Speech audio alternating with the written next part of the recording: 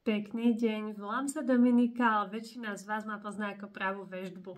Dnes si spravíme opäť recenziu a rýchly výklad z kartičiek, tentoraz od Dorian Virtue Márie Kráľovna anielov.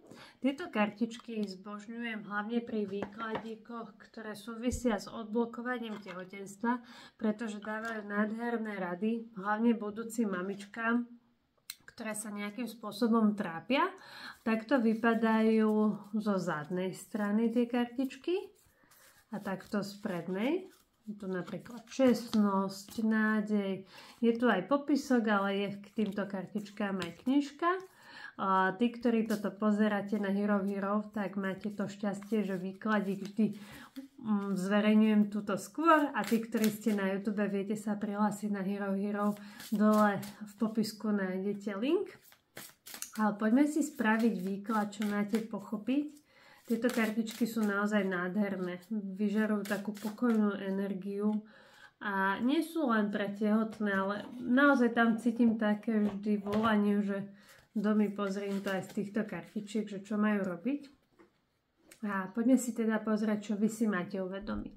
Je to prvá, druhá alebo tretia kartička. Dávam aj pomôcku. Prvá kartička bude spojený s takýmto zeleno-fialovým srdiečkom. Druhá kartička bude spojený s takýmto žlto-zeleným srdiečkom.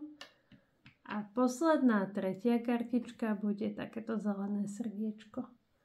Dobre, máte vybraté?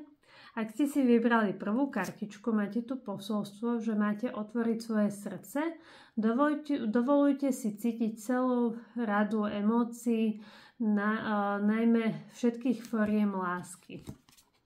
Možno sa v niečom bránite cítiť, bojíte sa sklamania a táto kartička vás nabáda, aby ste odhodili ten strach, lebo si blokujete aj prílev tých pekných emócií.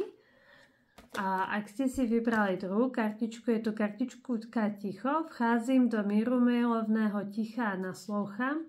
Takže dajte si taký čas na odpočinok, skúste si dať nejaký digitálny detox a naozaj ísť do toho ticha, kde budete vedieť počúvať tú svoju intuíciu.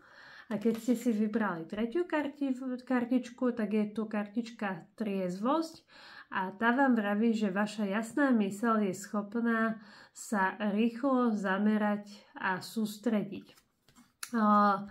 Toto naznačuje, že ste mali možno veľa plánov, veľa vecí, ktoré vás nejakým spôsobom rozhádzali v tom, že ste rozmýšľali, a toto spravím, alebo toto spravím a neviem, čo spraviť skôr.